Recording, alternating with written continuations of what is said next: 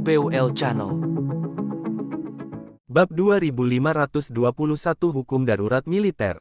Seluruh peserta rapat terdiam sejenak, hanya tatapan dan napas pendek masing-masing orang yang tersisa di saluran komunikasi tersebut. Zhang Yi berbicara dengan nada acuh tak acuh. Izinkan saya memperjelas hal ini terlebih dahulu. Selama kota Tianhai tidak berada di bawah ancaman langsung, dan selama saya dapat mengerahkan personel dan armada, saya akan melakukan yang terbaik untuk bergegas ke wilayah manapun yang membutuhkan bantuan, dan itu akan menjadi jenis dukungan yang dapat menyelesaikan masalah, bukan hanya sekadar formalitas. Sekelompok orang di layar mengangguk serempak, dan pujian pun menyusul. Dengan kehadiranmu di sini, aku merasa tenang. Kerajaan Huaxu mampu melewati krisis ini berkatmu.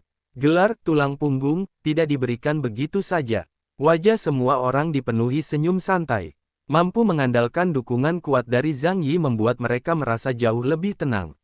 Setelah direnungkan lebih dalam 5 tahun setelah kiamat, sejak Zhang Yi naik tahta, dialah yang telah mendukung kemajuan kerajaan Huaxu. Houtu tidak bisa meninggalkan tanah kelahirannya, dan para ahli terbaik di wilayah lain pun tidak sehebat dia. Setiap kali, dia harus bergantung pada Zhang Yi. Zhang Yi tertawa dan menyipitkan matanya, baiklah, tapi mulai sekarang kau harus mendengarkanku sepenuhnya. Suasana di ruangan itu hening sejenak. Beberapa saluran televisi tiba-tiba terdiam, tatapan mata bertemu, dan keraguan terpancar di setiap wajah.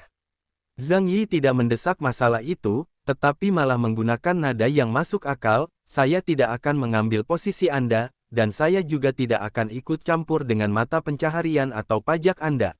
Yang saya inginkan adalah rantai komando perang yang terpadu, intelijen yang diterima dari Kepala Staf Gabungan Langit dan Laut, perintah tempur yang diorganisasi ulang dan dipecah sesuai dengan zona perang, dan rencana darurat yang dieksekusi dengan sekali klik. Anda dapat mempertahankan hak administrasi sipil, hak ekonomi, dan hak pelatihan independen Anda. Tetapi begitu respons perang dimulai, jika saya mengatakan ke timur, jangan pergi ke barat. Seandainya mereka bukan berasal dari negara yang sama dan Zhang Yi membutuhkan kontribusi mereka jika diperlukan, dia tidak akan mempedulikan mereka sama sekali. Sebagian besar dari mereka hanya menghambatnya. Sungguh menggelikan bahwa seseorang masih mengharapkan perlindungan darinya tanpa memberikan imbalan apapun. Setidaknya, seseorang harus menawarkan kesetiaan dan bertindak sebagai bawahan yang baik. Zhang Yi bersandar di sofa dan menyampaikan maksudnya dengan jelas. Jika kalian menginginkan bantuanku, kalian harus mengikuti perintah yang sama. Huaxu telah terpecah menjadi 6 wilayah terlalu lama, masing-masing dengan agendanya sendiri, yang berbahaya dalam situasi saat ini. Aku tidak memaksamu, aku akan memberimu waktu untuk menjawab. Pesan tersiratnya adalah jika Anda tidak mau mengikuti perintah saya, maka tidak perlu bagi saya untuk mendukung Anda. Lagi pula, keadaan sekarang berbeda. Zhang Yi tidak lagi membutuhkan apapun dari 6 wilayah, sebaliknya, ke-6 wilayah tersebut justru ingin lebih dekat dengannya. Tidak ada yang menjawab. Para pejabat senior dari 6 wilayah tersebut tampak sangat ragu-ragu, seolah-olah mereka sulit menerima kehilangan kekuasaan tertinggi mereka. Zhang Yi tidak menanggapinya dengan serius dan berkata dengan acuh tak acuh, itu saja untuk sekarang, rapat ditunda. Satu persatu, lampu di layar padam, dan lampu kota serta malam kembali memenuhi tepi kaca ruang konferensi. Pusat Komando Regional Sengjing diterangi dengan terang, cahayanya terpantul di wajah semua orang. Meng Yuanjun, Houtu, Sang Daowen, dan beberapa perwira staf senior menunjukkan ekspresi yang berubah-ubah. Meng Yuanjun meletakkan topi militernya di sudut meja dan menoleh ke Houtu dan Sang Daowen, bagaimana pendapat kalian tentang apa yang dikatakan Chaos? Houtu menjawab tanpa ragu, saya setuju dengan usulannya. Komando terpadu selama masa perang akan menghemat waktu yang dihabiskan untuk saling menyelidiki. Jaringan pertahanan kota dan jaringan bawah tanah kita dapat menjadi model untuk operasi gabungan. Namun kita perlu menetapkan batasan dengan jelas, jika dia mengerahkan pasukan, kita akan bekerja sama, jika dia mengerahkan gandum, kita akan memverifikasinya, tetapi jika dia mencoba memanipulasi sentimen publik, itu tidak akan berhasil, wilayah Sengjing akan tetap berada di bawah kendali kita. Houtu tidak lagi merasa iri terhadap Zhang Yi, karena sejak mengetahui bahwa Zhang Yi telah naik pangkat menjadi ksatria, dia mengerti bahwa ada jurang pemisah yang tak teratasi di antara mereka. Daripada diam-diam bersaing dengannya, lebih baik menikmati perlindungan yang dia berikan. Seketika itu juga, seorang perwira staf mengeluarkan setumpuk kertas, mengetuk-ngetuk buku jarinya di sampulnya, dan berkata dengan sungguh-sungguh. Saya juga berpikir kita dapat menyetujui persyaratannya, tetapi harus ada dasar hukum dan kredibilitas. Mandat masa perang harus menentukan, 1. Dalam keadaan apa mandat tersebut akan diaktifkan, 2. Dalam keadaan apa mandat tersebut akan dicabut, 3. Siapa yang akan mengawasinya? Kita juga harus menambahkan klausul mitigasi kerugian, yang menetapkan bahwa jika kepala staf gabungan melakukan kesalahan dalam penilaian dan menyebabkan kerugian yang signifikan, akan ada penilaian independen dan proses akuntabilitas. Houtu dan Biksu Daowen sama-sama memandang lelaki tua itu seolah-olah dia idiot. Meskipun pihak lain memegang posisi kekuasaan yang tinggi, bukan berarti dia sangat cerdas. Mengapa kau menatapku seperti itu? Apa aku salah? Orang tua itu berkata dengan sangat tidak senang. Apa kau mau mendengar apa yang kau katakan? Bernegosiasi kontrak dengan seorang ahli setingkat ksatria, seseorang yang cukup kuat untuk menghidupi seluruh bangsa seorang diri. Houtu mencemooh. Kontrak dimaksudkan untuk mengikat pihak lain, tetapi kita tidak memiliki kekuatan untuk mengendalikan kekacauan. Jadi, meskipun Anda menandatanganinya, itu hanyalah selembar kertas yang tidak berguna. Pria tua itu tampak malu, namun ia tidak punya cara untuk membantah kata-katanya. Setelah berdiskusi, akhirnya diputuskan untuk menyetujui permintaan Zhang Yi dan mulai sekarang, mereka akan mengikuti perintah Zhang Yi dalam hal-hal penting. Di wilayah timur laut, api berkobar di pos komando di bawah garis salju. Ji Changhai, yang mengenakan mantel militer, berkata, saya tidak keberatan. Jika pertempuran sesungguhnya terjadi, satu tiupan trompet dan satu baris lebih efektif daripada 10 kelompok komando. Hanya ada satu syarat, hak untuk memindahkan penduduk perbatasan adalah milik saya. Saya tahu di mana ternak setiap orang berada dan sungai mana yang dapat mereka seberangi. Han Sanzuo mengangguk, ada satu hal lagi. Intelijen kepala staf gabungan harus transparan bagi kita. Kita tidak bisa membiarkan para perwira tingkat bawah menjalankan tugas mereka dalam kegelapan. Baiklah, Ji Changhai menginstruksikan petugas untuk mencatat perintahnya, kita akan memberitahu Chaos bahwa wilayah timur laut tidak keberatan dengan masalah ini dan sepenuhnya mendukungnya sebagai orang yang bertanggung jawab. Namun, ada dua syarat untuk pelaksanaannya. Para penjaga perbatasan negara utara itu memancarkan bayangan panjang di atas es dengan lampu patroli malam mereka. Chen Xuanba berdiri di tengah angin, pinggiran topinya ditarik rendah, para prajurit membutuhkan satu perintah, dan aku tahu itu lebih baik daripada siapapun. Tapi aku membutuhkan aturan keterlibatan yang jelas dan tidak ambigu. Apa yang dimaksud dengan melanggar batas, apa yang dimaksud dengan cedera akibat kecelakaan, dan apa yang dimaksud dengan tidak ada pengejaran. Jika semuanya ditulis secara tidak jelas, dan sesuatu terjadi pada saudara-saudara kita, siapa yang akan menjelaskannya kepada ibu mereka? Sekarang Chaos memiliki kekuatan untuk melindungi kerajaan Huaxu, selama itu tidak melanggar prinsip-prinsip dasar, apa salahnya jika aku menuruti perintahmu? Di wilayah barat laut, badai pasir menerjang kusen jendela. Xiao Lai berdiri di depan peta, terdiam lama, kau tahu apa yang paling kutakutkan? Aku takut wilayah barat laut akan menjadi ekor logistik pihak lain. Dia menoleh ke beberapa perwira, tapi hari ini bukan waktunya untuk membicarakan harga diri. Li Changgong telah tiada, dan kita tidak bisa terus mengertakkan gigi dan menanggung penghinaan ini. Dewa Perang Bumi Qi Yukun berkata dengan suara rendah, mari kita tetap bersatu dan melewati musim dingin terlebih dahulu, dan membicarakan cita-cita kita lagi di musim semi. Xiao Lai mengangguk dan tersenyum kecut, baiklah, laporkan sebagai disetujui. PS, wewenang untuk menangani kasus-kasus khusus di barat laut sebagian dipertahankan. Jangan sampai mereka menyuruh kita mengisi kekosongan dengan sekadar terus maju. Tanda pisah. Di wilayah barat daya, hembusan salju lebat yang dingin turun di luar jendela. Jue Guo menyalakan lampu di atas meja, menyerahkan kekuasaan tanpa memenangkan hati rakyat sama seperti menyerahkan gagang pisau. Memenangkan hati rakyat bergantung pada kemampuan untuk menyelamatkan mereka. Luo Zuo menggenggam kedua tangannya, begitulah hukum sebab dan akibat. Jika kita dapat menggunakan kekuatannya untuk melindungi rakyat kita, maka kekuatan hanyalah setitik asap. Jue Guo berkata, kalau begitu, kita dukung keputusan Tuan Zhang Yi. Kemasi barang-barang para murid, jika keadaan benar-benar kacau, kirim orang tua dan yang lemah pergi terlebih dahulu. Bab 2522 Hukum Darurat Militer, Bagian 2. Di wilayah Jiangnan, langit malam bermandikan cahaya keemasan dari lampu-lampu pelabuhan. Zhu Zeng berdiri di dekat jendela, jari-jarinya mencengkeram ambang jendela. Lan Xincheng berdiri di belakangnya, menunggu dia berbicara. Zhu Yu bersandar di sofa, setenang boneka kain yang cantik. Membayar atau tidak membayar? Tanya Zhu Zeng dengan suara rendah. Lan Xincheng membuka mulutnya, tetapi tidak mengatakan apapun. Apakah ada perbedaan jika Anda membayar atau tidak? Zhu Zeng tiba-tiba menyadari, sepertinya di wilayah Jiangnan, aku hanya bisa mengucapkan beberapa kata di kota badai salju. Dan itu pun hanya karena dia menghormatiku. Di wilayah Laut Cina Timur, angin laut yang membawa aroma garam bertiup melalui koridor komando. Li Guangqiao, Xuan Wu, Zuk, dan Li Changgong mengepung peta laut. Xuan Wu berkata dengan suara berat, saya setuju dengan usulan Chaos. Garis pantainya panjang, dan kita berada di bawah tekanan yang terlalu besar. Komando terpadu dapat menyelamatkan kita dari banyak perdebatan.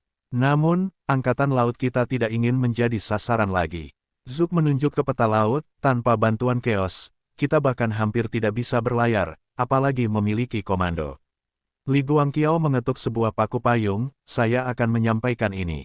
Dong Hai setuju, tetapi harus dilampirkan pengecualian darurat. Dia mendongak ke laut yang jauh, laut itu asing, dan ketika asing, jangan gegabah. Mempercayakan hidupmu kepada sesuatu yang lebih kuat mungkin adalah pilihan teraman saat ini. Saat itu sudah larut malam. Angin di kota Tianhai membuat bendera-bendera di atap rumah berkibar liar. Hanya Zhang Yi, Yang Xingxin, dan Lu Keran yang tersisa di ruang tamu. Lu Keran menyilangkan tangannya, melepas sepatunya, dan meletakkan kedua kakinya yang kecil dan putih di atas meja kopi, menghadap Zhang Yi. Saudara Zhang Yi, kau menempatkan hal terburuk di hadapan kita. Besok pagi, aku jamin seseorang akan menghubungimu untuk menawarkan kesetiaan mereka, dan orang lain akan bersekongkol melawanmu di belakangmu. Zhang Yi tertawa, mari kita ambil alih. Asalkan kita bisa mencapai konsensus pada akhirnya, saya tidak peduli dengan prosesnya. Akan lebih baik jika kita bisa mencapai konsensus, tetapi jika tidak bisa, saya tetap akan mengikuti aturan, siapapun yang pertama kali menyampaikan pendapatnya, dialah yang akan saya prioritaskan. Memperlakukan semua orang secara setara adalah idealnya, tetapi membedakan prioritas adalah kenyataannya. Yang Xingxin mengangguk, mereka tidak memiliki kekuatan untuk mengatakan tidak. Zhang Yi meregangkan tubuh dan berkata, terima kasih atas kerja keras kalian. Keran, majukan jadwal perawatan armada. Jika beberapa wilayah utama mengambil keputusan besok, kita perlu menunjukkan kepada mereka perubahan nyata dalam waktu 48 jam, seperti pengiriman daftar evakuasi gelombang pertama. Lu Keran melambaikan tangannya, serahkan saja padaku. Aku sudah mengoptimalkan siklus pendinginan senjata utama ketiga kapal, dan tumpukan energi benteng laut langit juga dapat meningkatkan nilai puncaknya hingga 8% lagi. Zhang Yi melirik lautan cahaya kota, mereka akan memberi kita jawaban dalam waktu 24 jam. Terlepas dari apakah mereka memberi jawaban atau tidak, kita akan melanjutkan sesuai rencana. Dia berhenti sejenak, lalu melembutkan suaranya, semua orang telah bekerja keras. Tidurlah dulu, ketika kita bangun besok, dunia masih akan berubah, dan kita harus berubah seiring dengan perubahan itu. Dalam cahaya remang-remang dan kelabu sebelum fajar, lampu-lampu masih menyala di ruang konferensi tingkat tinggi dari 6 wilayah utama. Mesin faks di Senjing mengeluarkan halaman demi halaman, dan Sang Daowen menjilid surat pengangkatan. Masa perang, draft untuk ditinjau, menjadi sebuah buku kecil. Di jalanan bersalju di Tiongkok Timur Laut, Ji Changhai membuat mobilnya meninggalkan 2 jejak dalam yang membentuk kata, setuju. Di pos terdepan Tentara Perlindungan Nasional, Chen Xuanba menandatangani peraturan kekuatan tembakan 3 tahap. Di balik gundukan pasir di barat laut, Xiaolai menghembuskan napas pengap ke arah Chen Xing dan menekan tombol kirim. Begitu lonceng kuil berbunyi di arah barat daya, Jue Guo menyatukan kedua tangannya dalam doa, dan Luo Zuo mengirimkan pesan dukungan ke Tianhai. Di pelabuhan Jiangnan, Zhu Zeng tersenyum kepada angin utara dan menjadi orang pertama yang menyatakan kesetiaannya kepada Zhang Yi. Di ruang peta laut Cina Timur, Li Guangqiao menulis 4 kata setelah klausa tambahan, saya berharap dapat menjaga hubungan yang harmonis dengan Yang Mulia Chaos selamanya. Sementara itu, di Terminal Tianhai, pesan-pesan yang menyetujui penyerahan komando tertinggi masa perang kepada Zhang Yi secara bertahap disampaikan oleh para pejabat tinggi dari 6 wilayah utama. Pedang-pedang suatu bangsa sedang dihunus ke tangan yang sama. Namun, Zhang Yi tidak menyadari hal itu saat ini, karena dia tahu ini akan menjadi hasilnya dan tidak terlalu peduli dengan bentuknya. Di ruang latihan bawah tanah, lampu diredupkan dan dinding terbuat dari bahan penyerap suara yang sangat baik, sehingga hanya terdengar samar-samar suara napas dan gesekan logam di udara. Zhang Yi melemparkan mantelnya ke samping, telapak tangannya menggosok gagang pisau. Terasa sangat dingin, dan ketika dia mengerahkan tenaga, tonjolan-tonjolan kecil di gagang itu akan menusuk telapak tangannya, menyebabkan sedikit rasa sakit. Namun hal ini memungkinkannya untuk memegang pisau dengan lebih stabil, dan rasa sakit itu memberinya perasaan benar-benar hidup. Dia menyukai sensasi itu. Di tahun kelima kiamat, dia hanya merasa aman dan memiliki kepercayaan diri untuk menghadapi ancaman apapun ketika dia memegang senjata dengan mantap di tangannya. Ayo, kita mulai. Dia tersenyum dan memberi isyarat kepada Liang Yue, yang mengenakan pakaian olahraga hitam ketat dan memiliki postur tubuh yang proporsional. Akhir-akhir ini aku terlalu banyak memikirkan sesuatu, dan aku tidak bisa tidur nyenyak tanpa berkeringat. Ini cara yang bagus untuk pemanasan, hanya dengan tetap dalam kondisi siap bertarung aku bisa siap menghadapi konflik apapun. Zhang Yi menggosok pergelangan tangannya yang kuat, kebugaran fisiknya sekarang sangat tinggi. Operasi transformasi abadi Zhou KR sangatlah bermanfaat. Liang Yue menyingsingkan lengan bajunya, pelipisnya basah oleh keringat, tampak rapi dan efisien seperti biasanya. Dia menggenggam pedang latihan, mari kita latih gerakan dasar 3 kali dulu. Keduanya mengambil posisi. Langkah mereka seperti menulis di tanah, setiap goresan terkendali namun luas. Pisau Zhang Yi bergerak dari pinggangnya, bukan dari lengannya, kekuatannya seolah-olah berputar dari telapak kakinya.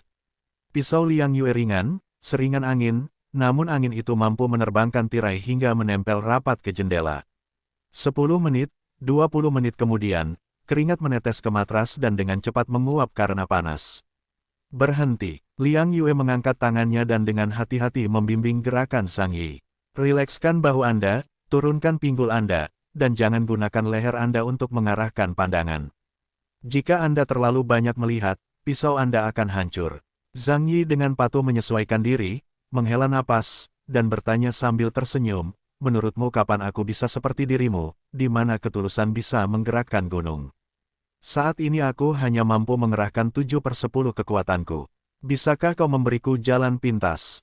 Untuk mengubah 7/10 itu menjadi 9/10 atau bahkan 10/10. Kemampuan Liang Yue sangat sederhana, itu adalah bentuk peningkatan yang paling murni. Dalam pengertian konvensional, kemampuan ini memiliki batasan yang rendah dan mudah untuk dilawan. Namun, jika seseorang mampu melampaui batas kemampuannya, hal itu juga dapat memberikan efek yang sangat mengejutkan. Jurus, di mana ada logam dan batu, milik Liang Yue bukanlah kekuatan super, melainkan jurus bela diri mematikan yang dibentuk dengan menggabungkan ilmu pedangnya dengan ki dan pikirannya. Daya ledaknya yang seketika dapat jauh melampaui batas atas indeks kekuatan supernya sendiri, yang membuat Zhang Yi sangat iri. Tentu saja kamu bisa belajar jika kamu mau. Liang Yue duduk bersandar di dinding, punggungnya menempel pada beton yang dingin. Gerakan ini, Jiang Jiujing, adalah tentang menenangkan pikirannya dan melupakan dirinya sendiri. Pisaunya ada di sana, tetapi pikirannya tidak, pikirannya ada di sana, tetapi pisaunya tidak. Hanya ketika keduanya digabungkan barulah bisa disebut kedatangan.